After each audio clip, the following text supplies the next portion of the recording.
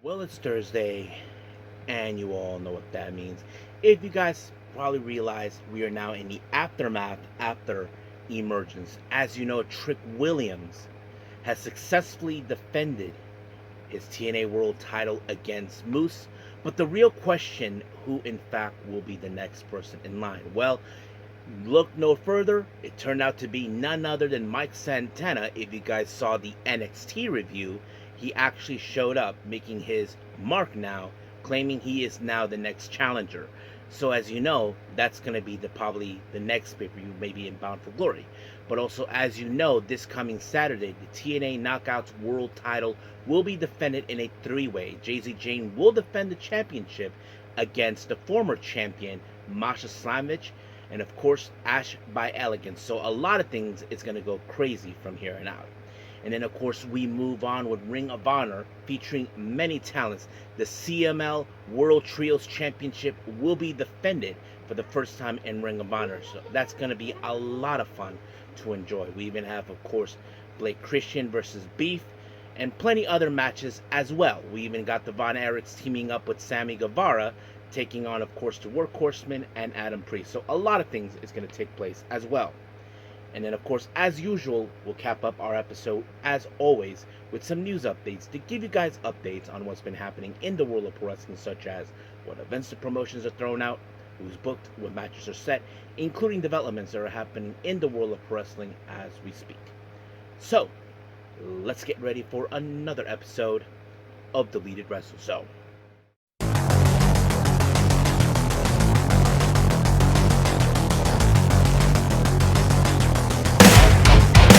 Are you ready? Get up, get up. Get up, get up. Get up, get up. Get up, get up. Get up, get up. Get up, get up. Hey everyone, welcome to Deleted Wrestle Zone, all things that is pro wrestling with AEW, NXT, New Japan Pro Wrestling, TNA, the National Wrestling Alliance, various promotions, wrestlers, matches, and championships. I am your host, J-Rod here. So, if you are new to the channel, welcome. This is a channel we do a lot of pro wrestling reviews from various promotions, not only here in the United States, but also in Japan, Mexico, Canada, Europe, the UK, anywhere in the world pro wrestling is not as big, but it continues to grow. We also, of course, do discussion videos, talk about various topics such as the wrestlers themselves, the promotions, factions, storylines, whatever we want to talk about. We also, of course, do more news updates. If certain information was unable to be on this episode, we can either put it on the next one or on a separate video by itself. We also, of course, do real-time news updates to keep you guys on alert if something has happened in the world of wrestling that needs to be addressed ASAP. We also, of course, got the Unagi Sayaka Watch and various other cool wrestling content as well. So if you like what you see, please subscribe to us or click on that subscribe button. You'll be getting a lot of daily reviews and other cool wrestling content as well. But if you like this episode, please give us a like on the like button or nice comments in the description down below. Now, enough with the jibber jabbers, so let's get to it. So let's begin with TNA.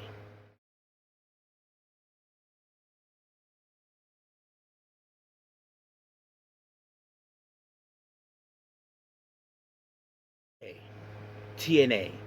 We opened up, of course, with Trick Williams doing his promo. Now, as you know, he was talking about Mike Santana costing him the opportunity to become double champion. However, of course, Mike Santana, as you know, is now staking his claim to be the next challenger. And of course, Santino Marella, who has been 100% behind Mike Santana and making sure that he found ways to find the right competitor to bring back the TNA World title. But however, Trick Williams said that he cannot defend the title until 50 days. So basically, he is putting him in a big predicament. So he had no idea what's going to happen. And of course, Mike Santana went after him, but Trick Williams ran with his tails between his legs, so we'll see how that rules. Now, Gia Miller conducted an interview with Order 4. As you know, the Order 4 are now at war against the system. But Mustafa Ali decided to bring back a bit of a pain that Gia Miller had to deal with. And you all know who I'm referring to, Tessa Blanchard. But however, of course, Mustafa Ali is saying that the system is broken, that no one cannot trust the system. That now is about the trust in Ali. So that's what his goal is, to obliterate the system once and for all. Now, Trick Williams decided to have a little meet up with AJ Francis, but of course, Santino Marella told him that he did not know about this whole thing. So he said next week both Trick and AJ will in fact team up against Trick Williams and a partner of his choosing. So basically that's what he's going to do. But he said he's going to do research about the contract that Trick Williams talked about. So he's going to look around into it. Now, we did have a Knockouts Gauntlet match for a #1 contendership for the TNA Knockouts World title. First, we had Zaya Brookside versus Danny Luna, and then, of course, Brookside was eliminated, and then the next person to step up was Killer Kelly.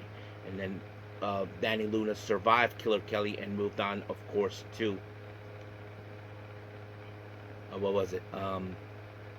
To Rosemary, yeah. To Rosemary, and then she beat her, and then here comes Indy Hartwell. Indy Hartwell defeated her, and then Jody Threat was the next person.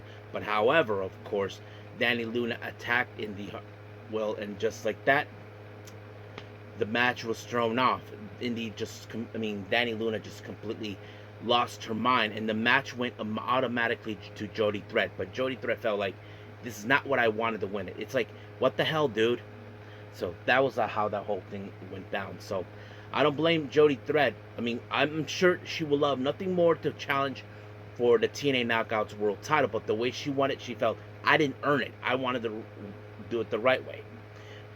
Now, the Inspiration, as you know, they still have their goals in mind to reclaim the TNA Knockouts World Tag Team belts against the Elegance brand. But the real question, what's going to happen next? Well, it seems now, as you know, the Fatal Influence, consisting of Jasmine Nix and Fallon Henley, are now making their claims that they're going to take those titles and bring them back to NXT. And of course, the Inspiration is not going to let that happen.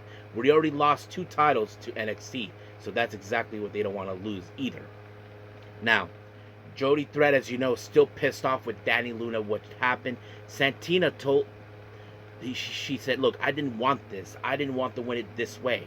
So she felt, look, just give it to Indy Hartwell. She deserved it more. But of course, Danny Luna wouldn't let that go. She's like trying to ensure that it goes in that fashion. But I don't know what's going to happen. So we'll see where that leads. Now, Ryan Bennett, or as people would say, he is Nick Bennett's brother. The end. Well, he decided to give a little progress report about the return of his brother, Nick Bennett, formerly known as Dolph Ziggler. And I remember his name. He just announced that he is returning to TNA in a matter of 2 weeks. So I don't know what's going to happen, but I'm sure we do know that they are going to make a claim for the TNA World's Tag Team belts. Now, our next match, we have Frankie Kazarian versus Jake Something. As you know, this is a match that kind of got involved in the, of course, emergence for the TNA International Championship. But, of course, Jake Something was intending to take out Frankie Kazarian, but Frankie Kazarian got a bit more smarter and decided to remove the middle turnbuckle and exposed it. And at some point, he used that on Jake Something, allowing him to pick up the win. So don't know what's going to happen, but he applied the Fade to Black. But I don't know if he is going to make a play for the TNA International belt, because I know for sure his initial play is the TNA World title. So we'll see what happens. Now, Mara Shade was in fact doing a little painting, and of course, appreciated by her artistic talents was none other than our current TNA World Tag Team Champions, Matt and Jeff Hardy. Now, Jeff Hardy, as you all know, he does have a bit of an artistic side, so they decided to have a little chat about this art thing. Now, Leon Slater once again doing his old thing in the back until he was intercepted by Cedric Alexander. Now, I wouldn't be surprised if Cedric feel like he still wants to make another play for the TNA X Division Championship, but you probably would never expect that, but that's exactly what was happening. Now, Santino Marella was on the phone trying to find out more about this contract that Trick Williams mentioned that he cannot defend it within 50 days. So he's trying to see if there's any way around it. But however, he was approached by none other than our current TNA International Champion Steve Macklin, who says that, hey, if you want someone to step up to be Mike Santana's partner against AJ Francis and Trick Williams, I'm in. And of course, Santino gladly accepted because, as you know, Steve Macklin feels we already lost 2 titles to outsiders and we cannot afford to lose more. So that's exactly the kind of thing we need. So he's going to do it. Now, JZ Jane, as you know, made her presence known. She will be defending the TNA Knockouts World title at, of course, Heatwave. But Ash by Elegance, as you know, decided to stake her claim that she is the rightful owner of that belt. But JZ Jane is telling her, why don't you just do yourself a favor? Stay in your lane. That's where you belong. And of course, Masha comes out too. But as well, things could go crazy as we expect. But we'll see what happens in Heatwave. Now, the Order 4, most specifically the Dumb Hands and Tasha, disrespect the artistic talent of Mara Sade. And of course, she was accompanied by Jeff and Matt Hardy. Of course, Mara Sade that she's going to put herself in the match against her next week. I believe she'll talk to Santino Marella about that. So we'll see where that goes from there. Now, Myron Reed was minding his own business until he was approached by Eric Young. As you know, Eric Young is trying to rally the troops to whatever he's planning to do. But luckily, Zachary Wentz decided to intercept and not let him get involved. So we'll see what happens until then.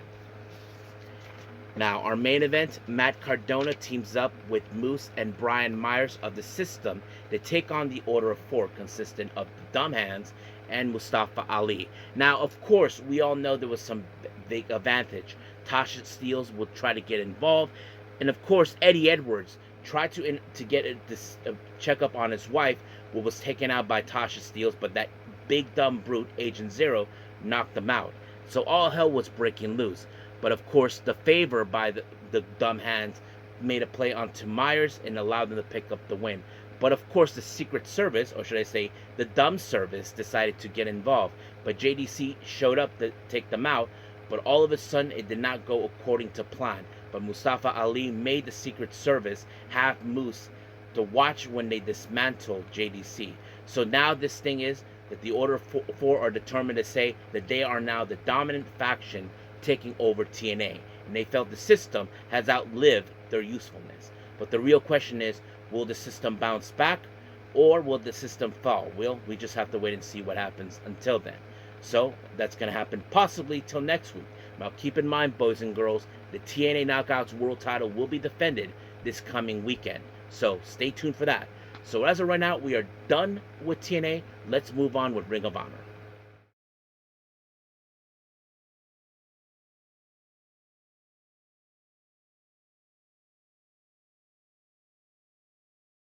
Okay, Ring of Honor.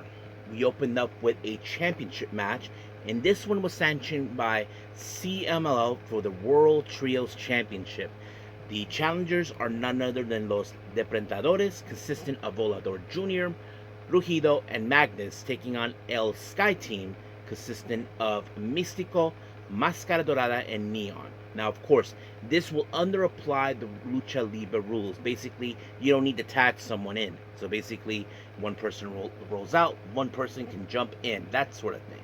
Now, of course, it was going to be chaotic with a lot of high spots, which normally we see in Lucha Libre style, if you guys are big fans.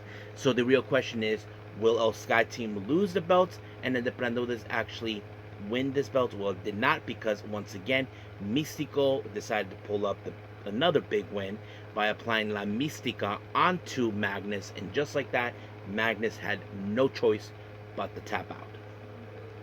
Now, our next match, we have Beef taking on, of course, Blake Christian. But of course, you know, wherever Blake Christian goes, Lee Johnson is right there, making sure that these wins go in his favor. So he got involved as well. But this led, of course, for Blake Christian to apply the Villaina Choke Zone. And just like that, it was over by tap out. So Blake Christian won. But for whatever reason, they decided to give a beatdown to beef. And he had no reason to do so, but once again, Blake Christian wants to prove his dominance in Ring of Honor. Now, QT Marshall, as you know, recently during a Ring of Honor event, he decided to get in the face of a Cobra Kai actor. And of course, as you know, he has a long-standing feud with Stingray, also better known as Paul Walter Hauser. And of course, he is telling him, that you're just an actor. You are maybe a fan, but you're nothing compared. So he's laying the challenge out until, of course, Death Before Dishonor. Now, this will happen right after Forbidden Door, so stay tuned for that. So we'll see how things will go from there. Now, our next match, we have Beast Mortos taking on AR Fox. Now, of course, LFI was going to be there, both Dralistico and Rush, but it was Beast Mortos that was able to pick up the win when he took out AR Fox.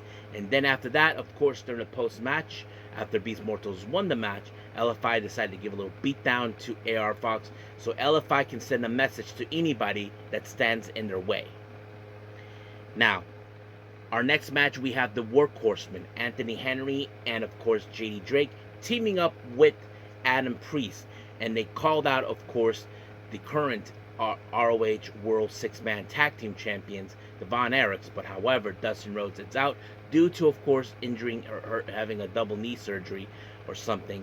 But they called in a favor to help them out, and it's another fellow Texan, of course, Sammy Guevara. So, of course, he was an obvious choice, not to mention he is tag teams with Dustin Rhodes.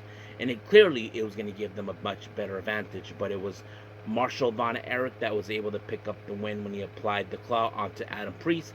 And just like that, 1, 2, 3, it was over. Now, our next match, we have Trish Adora representing the Shane Taylor Promotions, taking on the Kick Demon, Janai Kai. Now, of course, Janai Kai, we know she has excellent background in karate and martial arts more specifically, but Trish Adora has been showing her dominance one way or the other. She even used the lariat to take her out, and just like that, 1, 2, 3, it was over. Now, we did see a little backstage interaction between the Von Erichs, Ross, and Marshall, talking to Sammy about the fact is this. As you know, Dustin Rhodes is out due to his knees being shot up. They said, look, Dustin Rhodes, I'm sure we need someone to take his spot. We feel you can do it since you were there. But if you need one of us to team up with you for the tag team belts, we'll do it too. So I think right now what they're doing is applying the Freebird rule. If you guys never heard of the Freebirds, this was a faction that used, like, okay, you can have someone take their spot at any moment's notice. So that sort of thing. So I'm sure that's what they're going to apply. Now, our next match, which is our main event, we have Jay Lethal, our former ROH World Television Champion and former ROH World Champion, taking on Eiji Seto, as you all know, who is challenging for the ROH World title against Bandito. Now, of course, Jay Lethal, being a veteran that he is, you know deep and well he will do whatever it takes to put a stop to Eiji Seto, but Eiji Seto, being someone, of course, who knows how to use technical abilities, will play it as catcher. But however, that moron Don Idiot decided he got caught in a cookie jar, and the ref told him to leave. But unfortunately, it did not change anything for Jay Lethal, because it was Eiji Seto that picked up the win by submission, and just like that, 1, 2, 3, it was over. So Eiji Seto picked up the win and sending a clear message to Bandito. So we will see what happens next week at Death Before Dishonor. But as of right now, we'll end things here for our reviews and move on to our last and final thing, and that is, of course, news updates.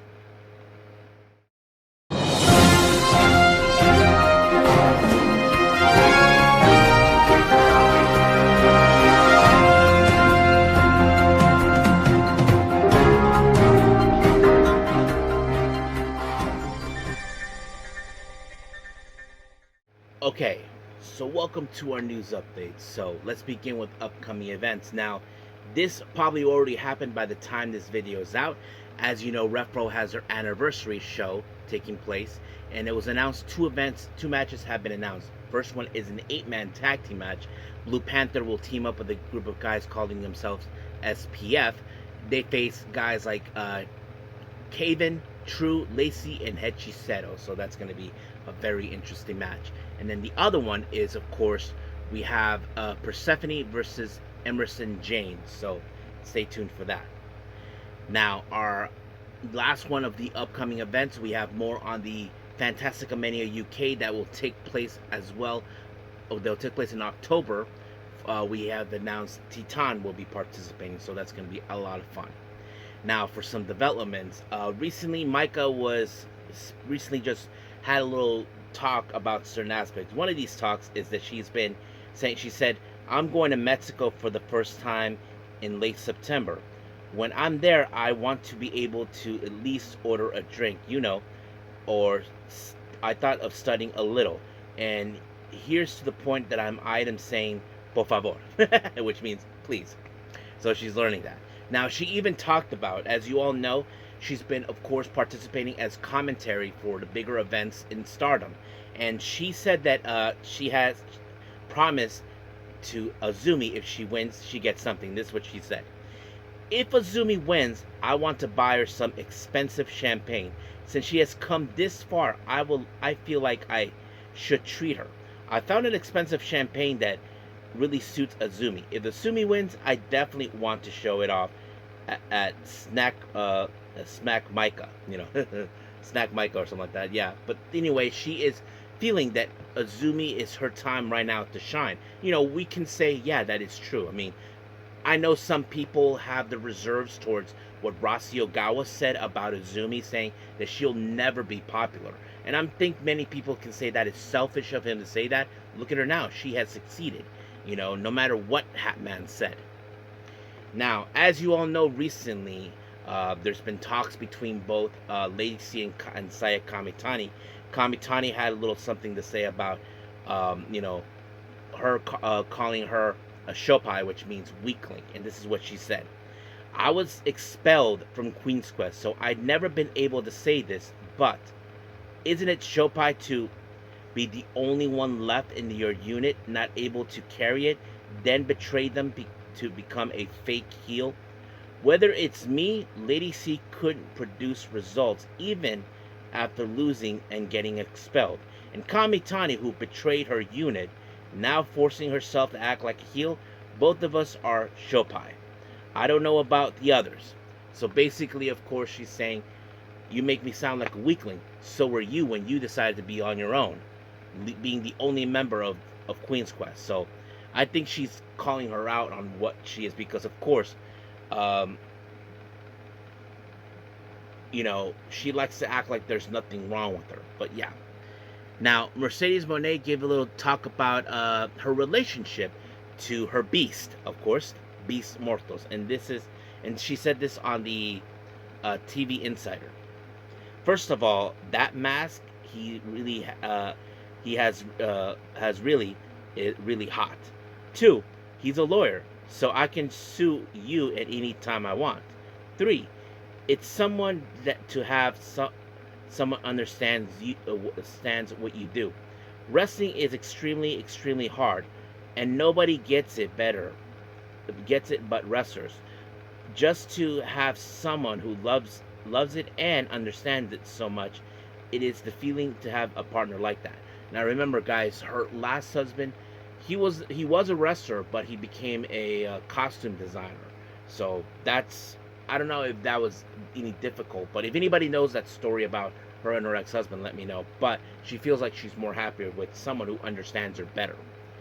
And then finally, Tony Khan talked about something very interesting during the Forbidden Door media call about Yota Tsuji. It seems that he wanted to have him last year for Forbidden Door in the main event against Swerve Strickland. This is what he said. Tony Khan, this is what it was said. Tony Khan said that last summer he was looking at using Yota Tsuji for Forbidden Door as the possible AEW World Title challenger for Swerve Strickland.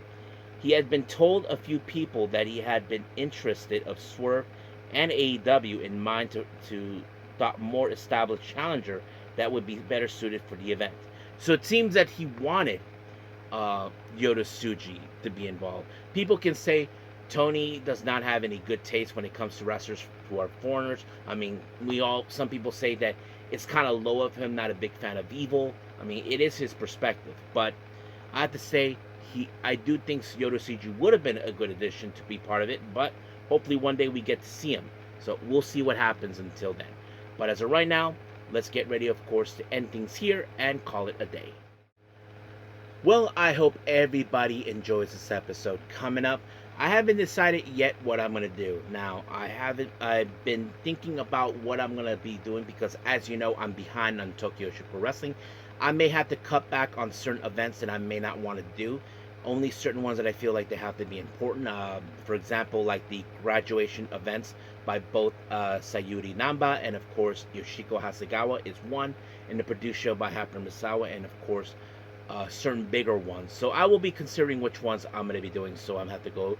And I made also a clerical decision to not review any of the Mighty Gold's Burning Desire tours. I'm way behind on that. So I'm just going to focus on the Dream Star tournament.